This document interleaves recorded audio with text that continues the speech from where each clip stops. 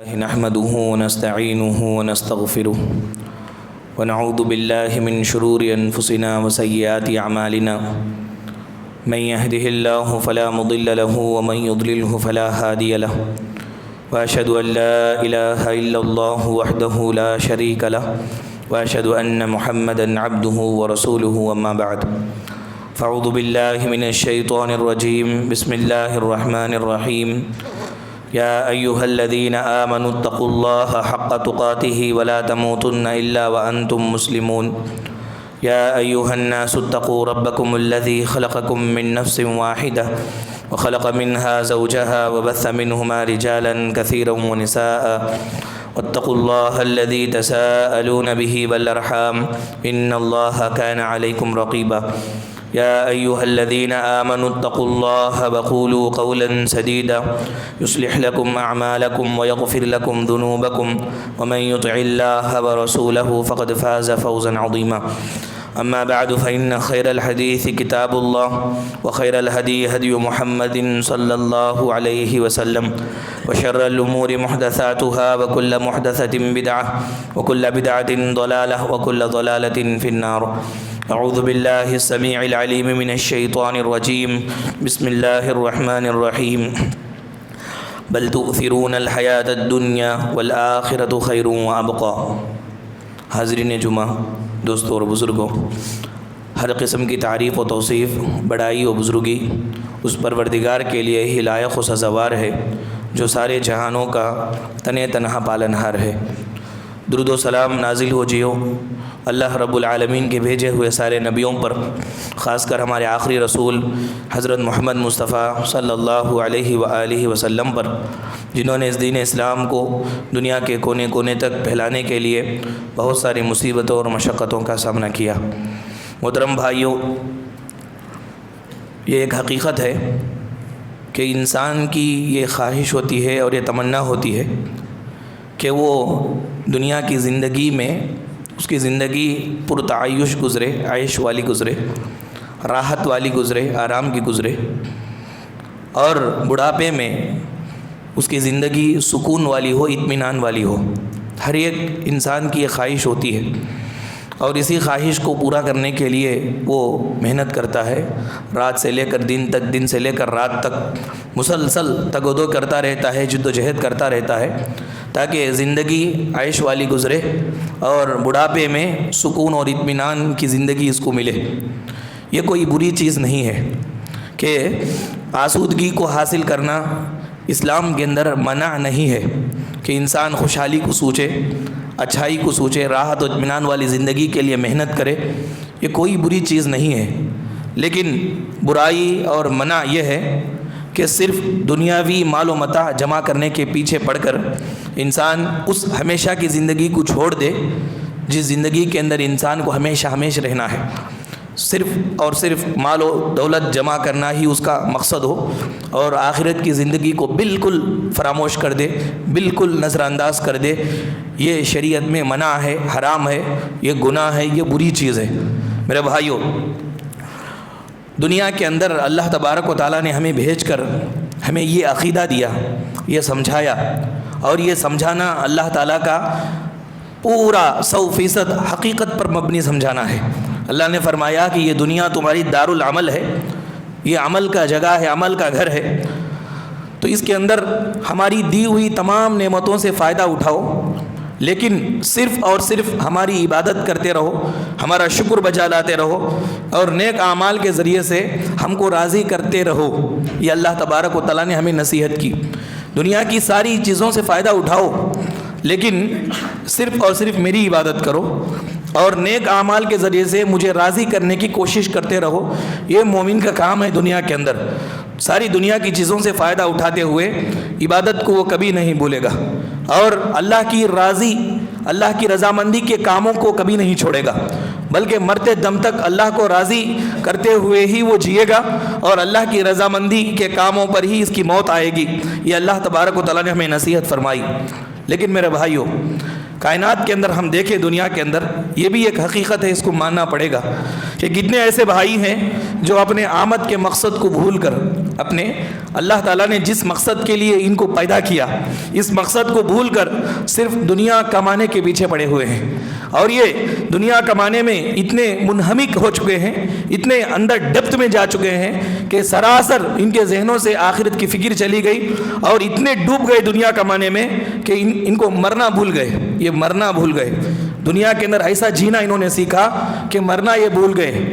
کوئی عزیز، کوئی قریبی مرتا ہے تو یہ سمجھ کر کے ذہن ہمارا عذر بنا لیتا ہے، ریزن بنا لیتا ہے کہ فلاں بیماری تھی اس لیے مر گیا، فلاں وقت آیا اس لیے مر گیا۔ ذہن یہ کبھی نہیں لاتا کہ جس طرح یہ گیا ہے اس طرح مجھے بھی جانا ہے، یہ فکر اس کے ذہن کے اندر کبھی نہیں آتی۔ اس طرح جینے کے اندر اتنے مصروف اور اتنا مکمل طور پر منہمک انسان ہو چکے ہیں، یہ حقیقت ہے۔ میرے بھائیو، جس دنیا کو ہم لوگ اہم سمجھتے ہیں، بہت اہم سمجھتے ہیں، اور جس دنیا کی خوبصورتی کے لیے لاکھ جتن کرتے ہیں، جس دنیا کو حاصل کرنے کے لیے بڑی محنت کرتے ہیں، ہر طرح کی دینی، ایمانی، ہر طرح کی قربانی دینے کے لیے تیار ہو جاتے ہیں، اس دنیا کی حیثیت دنیا بنانے والے کے نزدیک کیا ہے؟ اس دنیا کے لیے ہر جتن ہم کرتے ہیں، اور بہت ہی زیادہ اہم اس دنیا کو، اس دنیا کی چیزوں کو، اس دنیا کے کاروبار کو ہم سمجھتے ہیں۔ اس دنیا کو پیدا کرنے والے کے نزدیک اس کی اہمیت کیا ہے؟ قرآن سے اگر پوچھیں، قرآن بولے گا، فرماتا ہے اللہ رب العالمین نے وما الحیات الدنیا الا لہو ولعب وللدار الآخرۃ خیر للذین یتقون فلا تعقلون، کہ یہ دنیا کی زندگی کھیل تماشا ہے، کھیل تماشا ہے، یہ حیثیت ہے جس کو ہم بہت بڑا سمجھ کر کے ایمان، دین، سب کچھ قربان کرتے ہیں دنیا کی کمائی کے لیے، دنیا کی راحت کے لیے۔ اللہ تعالیٰ اس کو کھیل تماشا بول رہا ہے۔ کھیل تماشا انسان کب تک کھیلے گا؟ تھک جائے گا، آدھا گھنٹہ تو 1 گھنٹہ کھیلیں گے، پھر اس کے بعد آ کر کے سو جائیں گے، آرام کریں گے۔ یہ کھیل تماشا رب العالمین نے بیان فرمایا، اور اس دنیا کی کمائی کو، اس دنیا کے مال کو ہم کامیابی کا ذریعہ سمجھتے ہیں۔ یہ سمجھتے ہیں کہ عزت کا دار و مدار، ہماری کامیابی کا دار و مدار اسی مال و دولت کے اندر ہے۔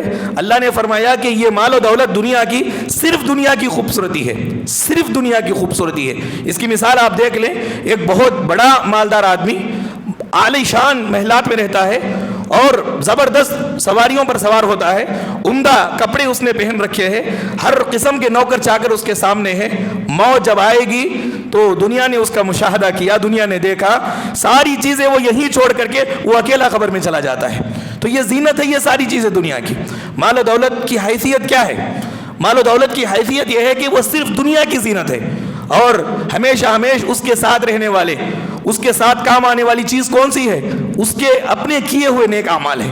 جو وہ نیک عمل کرتا ہے، نماز پڑھتا ہے، روزے رکھتا ہے، قرآن پاک کی تلاوت کرتا ہے، ذکر و اذکار کرتا ہے، صدقہ و خیرات کرتا ہے، یہ جو نیک اعمال کرتا ہے یہی اس کے ہمیشہ کام آنے والی چیزیں ہیں۔ اللہ نے فرمایا المال والبنون زینت الحیات الدنیا، مال اور یہ اولاد یہ دنیا کی خوبصورتی ہے، صرف دنیا کی خوبصورتی ہے۔ والباقیات الصالحات خیر عند ربک ثوابا وخیر عملا، کہ یہ باقیات الصالحات تمہارے نیک اعمال یہ اللہ تعالیٰ کے نزدیک بہتر ہے، عمل کے اعتبار سے، امید کے اعتبار سے۔ دنیا کے مال و دولت پر ہم کوئی امید نہیں لگا سکتے کہ یہ مال و دولت ہمیں آخرت میں کام آئے گا اگر اس کو صحیح راستے میں ہم نے اس کو خرچ نہ کیا ہو تو۔ میرے بھائیو، دنیا کی حیثیت کے بارے میں آپ دیکھیں، یہ دنیا کی خوبصورتی کے لیے ساری جوانی ہم کھپاتے ہیں، ساری جوانی، حالانکہ یہ جوانی کی عبادت اللہ کو بہت پسند ہے، لیکن یہ ساری جوانی دنیا کو کمانے کے لیے، اس کی خوبصورتی کے لیے ہم کھپاتے ہیں۔ یہ دنیا، اللہ کے رسول کہتے ہیں کہ ہمارے لیے، ہم مسلمانوں کے لیے قید خانہ ہے، ہم مسلمانوں کے لیے قید خانہ ہے، جس کی خوبصورتی کے لیے ہم ایمان چھوڑ رہے ہیں، دین چھوڑ رہے ہیں، عمل چھوڑ رہے ہیں، یہ قید خانہ ہے۔ اب سب کو معلوم ہے قید خانے میں انسان اپنی مرضی سے نہ کھاتا ہے، نہ پہنتا ہے، نہ جیتا ہے۔ ہم کو یہاں اپنی مرضی سے رہنے کی طاقت بھی نہیں ہے، ہم کو اپنی مرضی سے کھانے کی طاقت بھی نہیں ہے۔ جو اللہ کھاؤ بولے وہی کھائیں گے، جیسا اللہ رہو بولے ویسے ہی ہم رہیں گے۔ بس اس کی حیثیت اور حقیقت یہی ہے کہ یہ قید خانہ ہے۔ اللہ کے نبی نے بیان فرمایا الدنیا سجن للمؤمن وجنت الکافر، دنیا مومن کے لیے قید خانہ ہے، مومن کے لیے قید خانہ ہے۔ قیدی کو قید خانے میں جو وہ چاہتا ہے وہ سب نہیں ملتا، بلکہ وہ ملتا ہے جو وہاں پر دیا جاتا ہے۔ اللہ تعالیٰ دنیا کے اندر مسلمانوں کو یہ دنیا کو قید خانہ بتایا۔ اللہ جو دیے، جو کھاؤ بولے، جو پہنو بولے، جیسا رہو بولے، انسان ویسا رہے گا تو ہی دنیا کے اندر آخرت میں وہ کامیاب ہوگا۔ میرے بھائیو، یہ دنیا ایسی ہے، یہ دنیا کوئی اچھی نہیں ہے۔ جس کی خوبصورتی کے لیے، جس کو بنانے کے لیے نیک اعمال کو چھوڑ کر ایمان کو بیچ کر سودا کر کے انسان جو ہے دنیا کو بنانے میں لگا ہوا ہے. آپ دیکھیں کہ اس کی فکر دل میں رکھ کر، دنیا کی فکر دل میں رکھ کر دین سے بے پرواہ ہونے والا، اللہ تعالیٰ کی طرف سے سزا اس کو یہ ہوتی ہے کہ ہمیشہ پریشان رہتا ہے.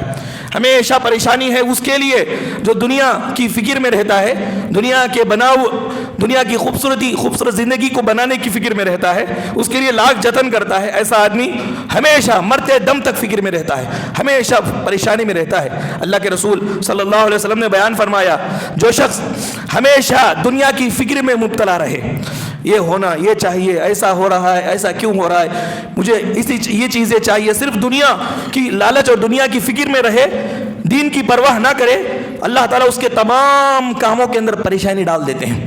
سارے کام اس کے پریشانی والے ہوتے ہیں. کون سے ایک میدان کے اندر بھی وہ سیٹ نہیں ہو پاتا، ہر جگہ پر وہ پریشان رہتا ہے. اس کی مفلسی ہمیشہ اس کے سامنے لگی رہتی ہے. کتنا بھی کماؤ، کتنا بھی حاصل کرو، اللہ تعالیٰ اس کی مفلسی کو، اس کی غریبی کو اس کے ختم نہیں کرتے ہیں. اور ملتا کیا ہے اس کو تقدیر کے حساب سے اس کو ملتا ہے.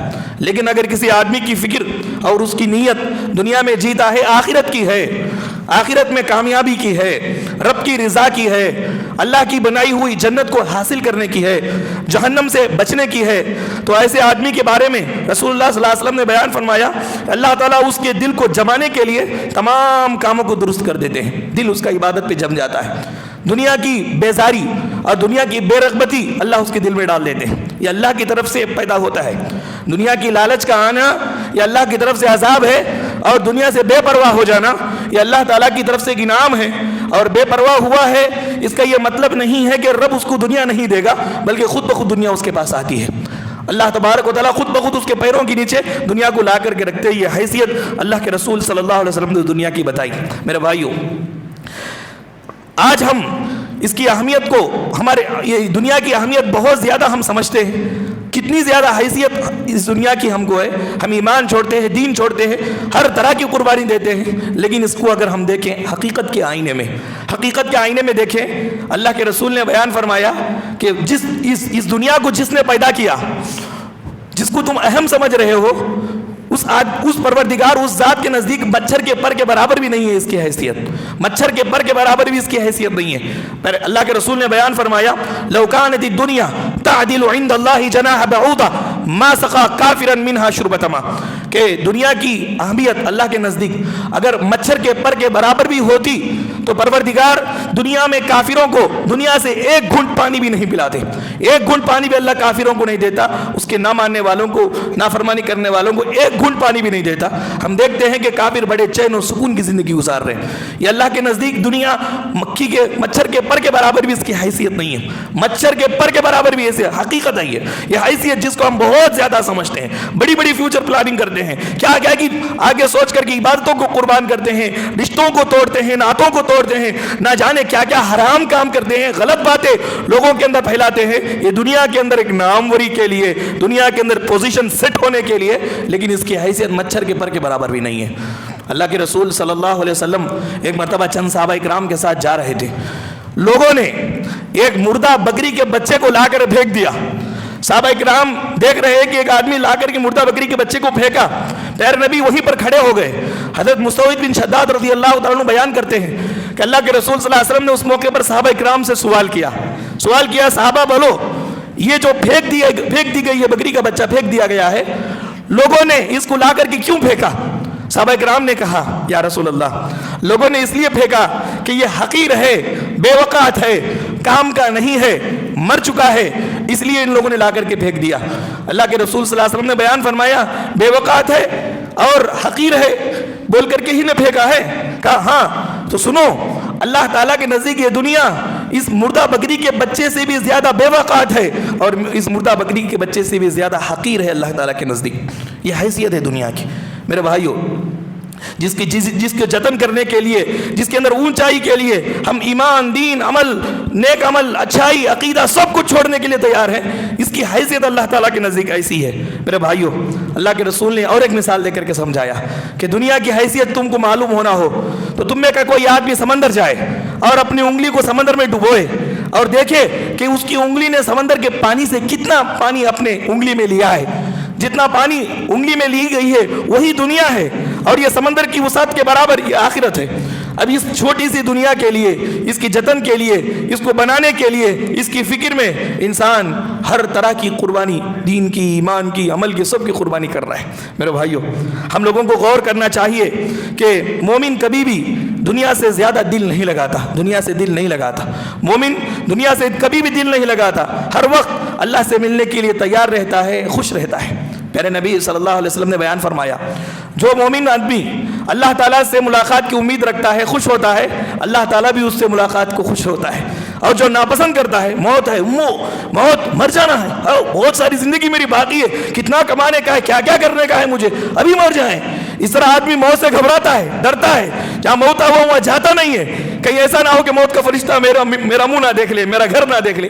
میرے بھائیوں, اللہ تبارک و تعالیٰ بھی اس بندے کی ملاقات کو ناپسند کرتا ہے. مومن آدمی کی پہچان یہ ہے کہ ہمیشہ وہ اللہ تبارک و تعالیٰ سے ملاقات کے لیے تیار رہتا ہے, ہمیشہ تیار رہتا ہے. زندگی ایسی گزارنا چاہیے, انسان زندگی ایسی گزارے کہ آج دنیا میں ہم جو کچھ بھی کر رہے ہیں, احساس ہمارے دل میں ہو, ہم جو کچھ بھی کر رہے ہیں کل اللہ تعالیٰ کی عدالت میں اس کا حساب دینا ہے. حضرت علی رضی اللہ تعالیٰ عنہ کہا کرتے تھے, لوگوں, دنیا آب و تاب کے ساتھ اب ختم ہو رہی ہے, آخرت بالکل قریب آ رہی ہے. دنیا کے بندے بھی ہے, آخرت کے بندے بھی ہے. تم آخرت کے بندے بنو, آخرت کو چاہنے والے بنو, دنیا کو چاہنے والے نہ بنو, کیونکہ دنیا نے کسی کے ساتھ بھی وفائی نہیں کی, کسی کے ساتھ بھی وفاداری نہیں کی. مالدار آدمی, نامور آدمی, مشہور آدمی, لیکن جب موت کا وقت آیا تو دنیا نے اس کو اس کی موت سے نہیں بچایا بلکہ اس کو چھوڑ دیا.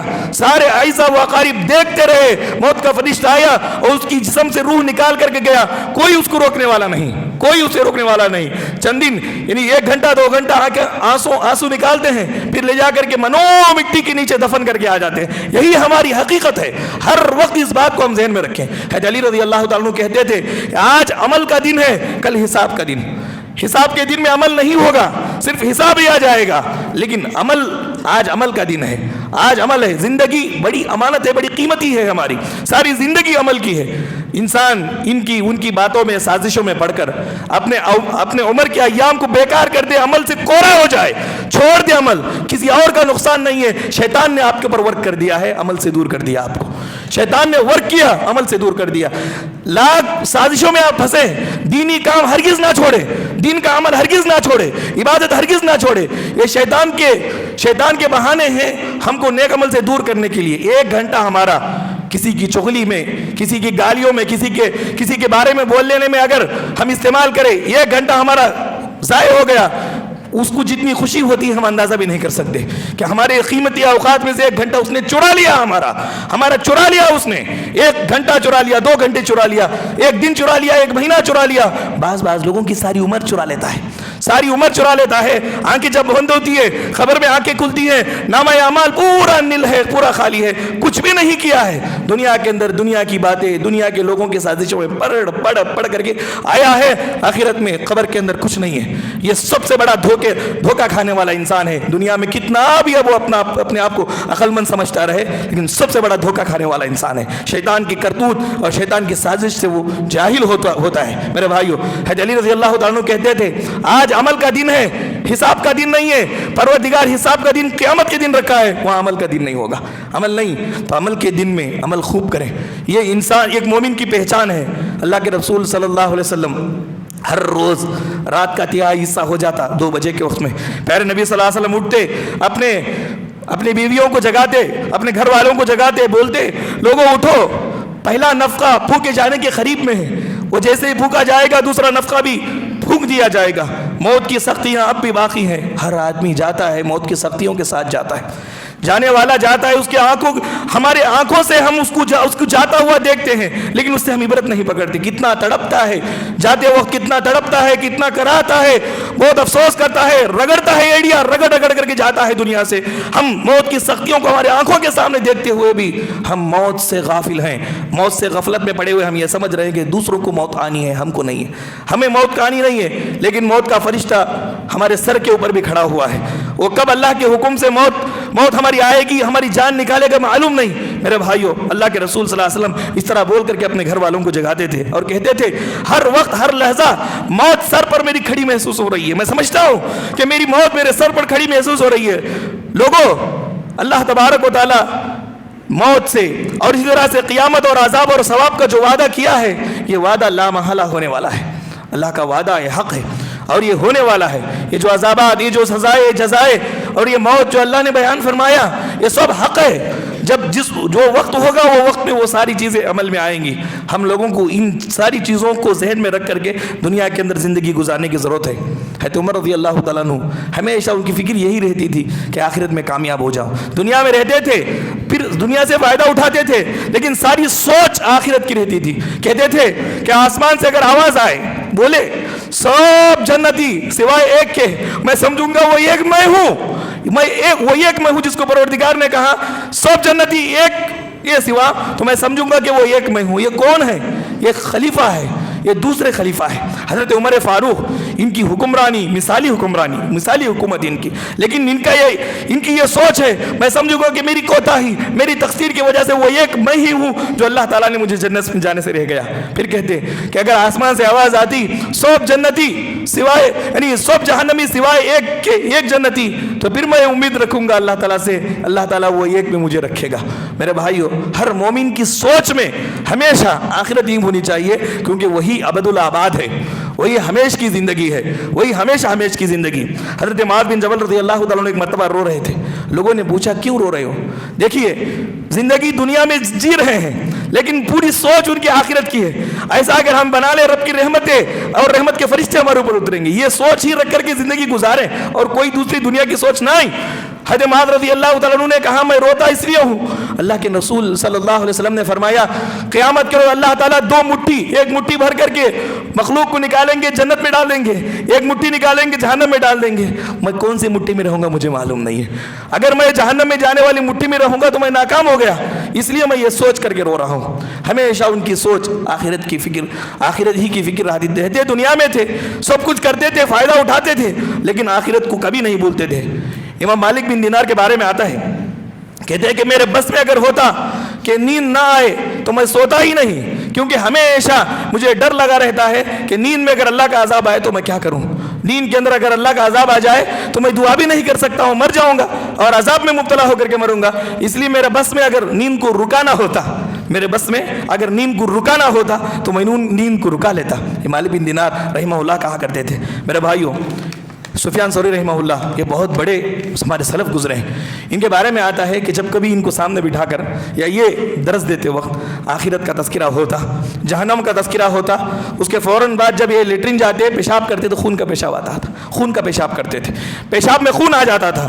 یہ ڈر کے مارے پیشاب میں خون آ جاتا تھا, اتنا ڈرتے تھے سفیان ثوری رحمہ اللہ اور آخرت کی یاد سے کہ میرا معاملہ کیا ہوگا. جبکہ وہ انتہا درجے کے عبادت کرنے والے تھے, عبادت گزار تھے, انتہا درجے کی عبادت کرنے والے تھے. جو جتنا زیادہ اللہ تبارک و تعالیٰ کا ڈر دل میں رکھتا ہے اتنا زیادہ اس کو ڈر اور رہتا ہے. عون بن عبداللہ رحمہ اللہ کے بارے میں آتا ہے کہ ایک مرتبہ رو کر کے جب آنسو آ رہے تھے, وہ آنسو نکال کر کے پورے چہرے کو مل رہے, ہاتھوں کو مل رہے. ان سے پوچھا گیا کہ اس طرح آپ کیوں کرتے ہیں؟ انہوں نے کہا میں نے رسول اللہ صلی اللہ علیہ وسلم سے یہ سنا, اللہ کے ڈر سے بہنے والے آنسو جس جگہ بھی پہنچے اس جگہ آگ نہیں پہنچتی, آگ حرام ہو جاتی ہے. اس لیے آنکھوں سے اللہ کے خوف سے آنسو نکال رہا ہوں, اور یہ آنسو کو لے کر کے میں چہرے پر ہاتھوں پہ مل رہا ہوں کہ تاکہ آگ مجھے نہ چھوئے, تاکہ جہنم کی آگ مجھے نہ چھوئے, میں جہنم کی آگ سے بچ جاؤں, جہنم سے میں بچ جاؤں. اتنا ڈرتے تھے سلف ہمارے, حالانکہ وہ بہت زیادہ نیکوکار تھے, بہت زیادہ نیکوکار رہنے کے باوجود ڈرتے تھے. فاطمہ یہ عمر بن عبدالعزیز کی بیوی یہ کہتی ہیں بہت سارے عبادت گزار دنیا میں گزرے, صحابہ کرام گزرے, تابعین گزرے, لیکن میں نے میرے شوہر عمر بن عبدالعزیز سے زیادہ روتے ہوئے کسی کو نہیں دیکھا. سو جاتے روتے روتے, جب اٹھاتے نیند سے اٹھتے تب بھی روتے رہتے تھے کہ اللہ تبارک و تعالیٰ میرا معاملہ کیا کرے گا. جبکہ ان کی جو خلافت تھی خلافت والا منہج النبوہ تھی, یعنی حضرت ابوبکر و عمر اور عثمان و علی نے جس طرح خلافت چلائی اس طرح عمر بن عبدالعزیز نے خلافت چلائی. بڑے کامیاب ہستی تھے, لیکن روتے رہتے تھے ہمیشہ کہ میرے ساتھ پروردگار کا معاملہ کیا ہوگا. میرے بھائیو, یہ سلف کے اقوال سامنے رکھیں, ہماری عملی زندگی کو سامنے رکھیں. کوئی کسی سے پوچھنے کی ضرورت نہیں ہے, بس اپنے نفس کو منصف بنائے, جج بنائے, ہمارے نفس کو جج بنائے اور دیکھیں کہ وہ سلف اتنے زیادہ نیکیاں رکھنے کے باوجود اتنا ڈرتے تھے، تو ہم کو کتنا زیادہ ڈر کر کے دنیا کے اندر زندگی گزارنا ہے، کتنا زیادہ اللہ تعالیٰ کی عبادت کرتے ہوئے ہمیں زندگی گزارنا ہے۔ ماہ رمضان، اس کے اندر تمام جو عبادتیں اللہ تبارک و تعالیٰ نے رکھی ہے، یہ ساری عبادتیں ہمیں درس دیتی ہے کہ ہم غیر رمضان میں بھی اسی احساس کے ساتھ زندگی گزاریں کہ پروردگار ہمیں دیکھ رہا ہے۔ ہم افطار سے 5 منٹ پہلے آدھا کھجور بھی نہیں کھاتے، اللہ تعالیٰ دیکھنے کے ڈر سے، کہ اللہ تعالیٰ دیکھ رہا ہے، افطار کا وقت نہیں ہوا، آدھا منٹ یعنی 5 منٹ پہلے بھی ہم کچھ نہیں کھاتے، کچھ نہیں پیتے۔ یہ احساس روزہ ہمیں جو دلواتا ہے، لیٹرین میں جاتے ہیں، اسی طرح سے حمام وغیرہ میں جاتے ہیں، ہم پانی پی سکتے ہیں لیکن ہم پانی نہیں پیتے، اس لیے نہیں پیتے کہ اللہ اکبر ہے، اللہ بہت بڑا ہے اور اللہ تعالیٰ دیکھ رہا ہے۔ یہ عبادتیں ہمیں درس دیتی ہیں، رمضان کے مہینے کی عبادتیں ہمیں درس دیتی ہیں کہ بقیہ ساری زندگی میں ہم اللہ تعالیٰ کی دیکھنے کا احساس ایسے ہی رکھیں۔ ایسے ہی اگر ہم احساس رکھیں گے تو اس کا بڑا فائدہ یہ ہے کہ مسلمان کے ایمان کی حفاظت ہوتی ہے، نیک عمل کرواتا ہے یہ عقیدہ، اللہ ہمیں دیکھ رہا ہے، یہ عقیدہ ہمیں بہت سارے نیک عمل کرنے لگواتا ہے، برائی کے انجام کو دکھا کر کے برائی سے بچنے لگاتا ہے۔ اب اندازہ کرو، ایک آپ کسی مالک کے ہاں کام کرتے ہیں اور کیمرہ لگا ہوا ہے، مالک کیمرے سے سب کچھ دیکھ رہا ہے، وہاں اس کو خوش کرنے کے لیے آپ اس کا ہی کام زیادہ کریں گے اور اس کی ناراضگی کا کام یہاں ہرگز نہیں کریں گے۔ پروردگار علم یعلم بان اللہ یرا، یہی عقیدہ اللہ نے ہمیں دیا کہ تم میرے بندے ہو، میرے نوکر ہو، اور تمہارے اوپر میرے بڑے بڑے سی کیمرے لگے ہوئے ہیں، ہر ایک طرح سے تمہارے اوپر کیمرے لگے ہوئے ہیں۔ یہ عقیدہ انسان دل میں رکھ لے کہ اللہ دیکھ رہا ہے، اللہ کو معلوم ہے میں کیا بول رہا ہوں، سامنے کیا بول رہا ہوں، پیچھے کیسے ہوں میں۔ انسان یہ عقیدہ رکھ لی، جس طرح رمضان کے روزے رکھتے وقت وہ اکیلے میں کچھ کھاتا پیتا نہیں ہے، اس لیے کہ اللہ دیکھ رہا ہے، احساس ہے۔ یہ ساری عبادتیں ہمیں سبق دیتی ہے کہ ساری زندگی ہم اللہ تبارک و تعالیٰ کے احکامات پر عمل اس طرح سے کرے کہ یہ عمل کرتے ہو تو اللہ تعالیٰ ہمیں دیکھ رہا ہے۔ میرے بھائیو، اگر ایسا رکھیں گے تو ہمارے ایمان کی بھی حفاظت ہوگی، نیک عمل زیادہ سے زیادہ ہم کر سکیں گے، ہم متقی بنیں۔ اللہ تبارک و تعالیٰ تقویٰ کو حاصل کرنے کے لیے روزے کو رکھا ہے۔ روزے میں کیا ہوتا ہے؟ دن بھر بھوکا رہتا ہے انسان، تو بھوکا رہنے کی وجہ سے اس کی نفسانی خواہشات ماری جاتی ہے، شہوت پر کنٹرول حاصل کرتا ہے، نفسانی خواہشات دبتی ہیں تو پھر ملکوت صفات اس کی اوپر اٹھتی ہے، فرشتوں جیسے صفات اوپر اٹھتی ہے اور وہ نیک عمل کرتا ہے، آخرکار متقی بنتا ہے۔ روزہ تقویٰ حاصل کرنے کا ذریعہ۔ 30 دن روزہ ہم رکھیں تو تقویٰ حاصل ہوا، تب یہ تقویٰ حاصل ہونے کے بعد ہمارے ذمہ فرض یہ ہے کہ وہ تقویٰ کو باقی رکھنے کے لیے محنت کریں۔ سلف حصول تقویٰ کے بعد بقائے تقویٰ کے لیے محنت کرتے تھے۔ بقائے تقویٰ کیا ہے؟ بقائے تقویٰ یہ ہے کہ تقویٰ جب آ گیا تو پھر نیک اعمال، نیک عبادتوں کے اپنے آپ کو جمع کر کے رکھے۔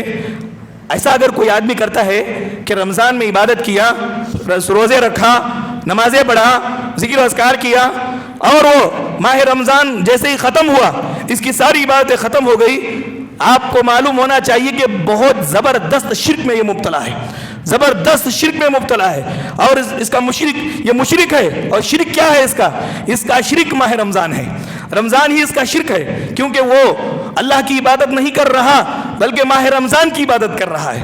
اب اللہ کے سوا دوسروں کی عبادت کرنا شرک ہے۔ اب یہ ماہ رمضان کو اپنا معبود بنا لیا، رمضان کا مہینہ اس کا معبود ہے، اس کا خدا ہے، اس کا اللہ ہے، اس کا رب ہے۔ اگر کوئی آدمی ماہ رمضان میں عبادتوں کی خاص اہتمام کیا، غیر رمضان میں عبادتوں کو چھوڑ دیا، بدترین شرک میں وہ مبتلا ہے کہ وہ ماہ رمضان کو رب سمجھ رہا ہے اور ماہ رمضان میں خوب عبادتیں کر رہا ہے۔ اللہ تبارک و تعالیٰ باقی 11 مہینوں کا بھی پروردگار وہی ہے، باقی 11 مہینوں میں اسی کی عبادت کرنی ہے۔ ماہ رمضان میں کوئی خاص عبادت نہیں ہے، بلکہ 11 مہینوں میں جو عبادتیں ہیں وہ عبادتوں کو جمع کر کے اللہ تعالیٰ نے ماہ رمضان میں رکھا مشق کرنے کے لیے۔ میرے بھائیوں، تقویٰ جب حاصل ہو جائے تو تقوی کو باقی رکھنے کے لیے ہم محنت کریں، موت کو ہر وقت یاد رکھیں۔ ہم لوگوں میں یہ بھی دیکھا گیا کہ جس کی دنیا جتنی لمبی ہوتی ہے، جس آدمی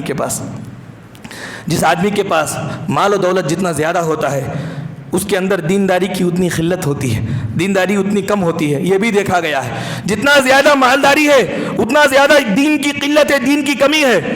سب سے بڑی تعجب کی بات تو یہ ہے کہ انسان فانی دنیا کے اندر وقتی آرام کے لیے ابدی اور ہمیشہ کا سکون غارت کرتا ہے، ہمیشہ کا فائدہ قربان کرتا ہے وقتی اور فانی دنیا کے لیے، فانی کام کے لیے حرام کر بیٹھا۔ یہ دنیا مل رہی ہے، یہ کام کرنے سے جھوٹ بول دیا، یہ دنیا مل رہی ہے کام کرنے سے حرام کام کر دیا، حالانکہ اس حرام سے ابدی آخرت میں کتنا بڑا نقصان ہے، یہ تعجب اس آدمی پر ہے جو دنیا کی معمولی وقتی طور پر فائدے کے لیے ابد الآباد ہمیشہ کی زندگی کے اندر نقصان کو یہ مول رہا ہے۔ یہ کتنی بڑی تعجب کی بات ہے۔ میرے بھائیوں، نفس کو ہمیشہ پاک رکھے۔ ماہ رمضان میں اس کا خصوصی اہتمام ہوتا ہے، اللہ تعالیٰ تزکیہ نفس کرتے ہیں، نفس پاک ہوتا ہے، ماہ رمضان کے اندر نفس پاک ہوتا ہے۔ اسی لیے کہا گیا کوئی آپ کو گالی گلوچ کرتا ہے، کوئی آپ سے مباحثہ کرتا ہے تو ہم بول دیں کہ ہم روزے دار ہیں، بات نہیں کرتے، زیادہ بحث نہیں کرتے، روزہ متاثر ہوتا ہے۔ ماہ رمضان کے اندر دل کا تزکیہ ہوتا ہے، دل صاف ہوتا ہے، بھوکے رکھ کر کے ہم اللہ تبارک و تعالیٰ انہیں نفس کے اندر ناپاک اور گندی چیزوں کو نکالتے ہیں۔ سارے بھائیوں بہنوں کے تعلق سے دل بالکل صاف سیدھا ہوتا ہے۔ ایسا اگر ہے، نفس صاف ہے تو اس کا بڑا فائدہ یہ ہے کہ عبرت قبول کرتا ہے، نصیحت قبول کرتا ہے، آؤٹ پٹ لاتا ہے۔ لیکن نفس گدرا ہو جائے، نفس ناپاک ہو جائے تو اس کے بعد کا اسٹیج نفس کے لیے دل کا سخت ہونا آتا ہے۔ دل جب سخت ہو جاتا ہے تو اثر پذیری چھوڑ دیتا ہے، نفس جو ہے اثر پذیری چھوڑ دیتا ہے۔ اثر پذیری کیا ہے؟ قرآن سے حدیث سے جب کوئی نصیحت کی جاتی ہے تو وہ نصیحت کو لینا چھوڑ دیتا ہے۔ یہ دل کی سختی کی پہچان ہے، اور یہ دل کی سختی نفس کے گدلے پن سے ہوتی ہے، نفس کے ناپاک سے ہوتی ہے۔ نفس کی ناپاکی کیا ہے؟ حسد، بغض، تکبر اور ریا، یہ ساری چیزیں اگر دل میں بھر جائے تو نفس ناپاک ہو جاتا ہے، اور یہ ناپاکی سے دل سخت ہو جاتا ہے، اور دل کی سختی سے قرآن اور حدیث سے اثر لینے کا مادہ جو اللہ تعالیٰ نے ہمارے اندر رکھا وہ ختم ہو جاتا ہے، نکل جاتا ہے، جس کی وجہ سے کافی نقصانات اس کے دنیا کے اندر حرام کام کرنے لگتا ہے، نیکیوں میں من نہیں لگتا، نیکیوں میں اس کا دل نہیں لگتا، یہ ساری چیزیں نکل کر کے آتی ہے۔ میرے بھائیوں، دنیا میں جب تک رہیں اللہ تعالیٰ کا خوف دل میں رکھیں۔ خوف الہی آخرت میں عذاب الہی سے بچاؤ کا ذریعہ ہے۔ آخرت میں عذاب الہی سے بچنے کے لیے دنیا میں اللہ کا خوف دل میں رکھنا ضروری ہے۔ یاد رکھیں، یہاں ہر آنے والا آدمی مسافر ہے۔ آخرت کا سفر، کسی کا سفر لمبا ہوتا ہے، کسی کا سفر چھوٹا ہوتا ہے۔ بعض لوگ 30 سال میں مر جاتے ہیں، بعض لوگ 25 سال میں مرتے ہیں، بعض لوگ 40 سال میں مرتے ہیں، بعض لوگ 50 سال میں مرتے ہیں، لیکن میرے حال مرتے ہیں۔ یہ سفر ہے، جو بھی آدمی دنیا میں پیدا ہوتا ہے وہ آخرت کے سفر کا مسافر ہے۔